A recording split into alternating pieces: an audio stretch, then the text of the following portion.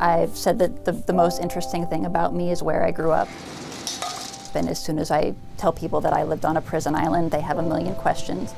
A million questions that boil down to one. What was it like? It was a big adjustment. In her graphic memoirs, Island Brat and now Prison Island, Colleen Frakes takes us back to 1992, the year her parents, both corrections officers, first brought up the idea of moving to McNeil. First they asked, do you want to live on an island? How would you girls like to live on your very own island? My sister and I were like, no, we're not interested. But for 10 years, they did live on McNeil, an island they shared with more than 1,000 prisoners. Mom, there are inmates in the park. They do lots of jobs around the island. You just have to stay inside when the crews are out. I think it was really different having the specter of the prison over your shoulder the whole time. All these rules about what you could and couldn't do.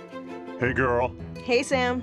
Why are you talking to inmates? You could get kicked off the island for that. Oh, whatever. It's not like just because someone's in prison that he's a bad person. We saw them all the time, but interaction with them was prohibited to frowned upon.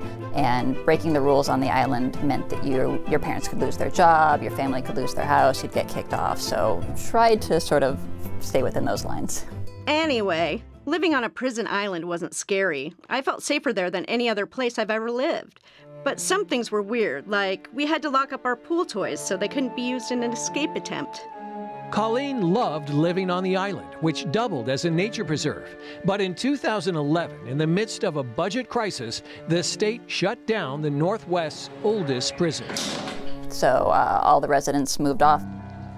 Colleen was among those allowed one last chance to visit the island she called home. Oh, that was my bedroom right there on the corner. The whole place is very empty and in disrepair right now.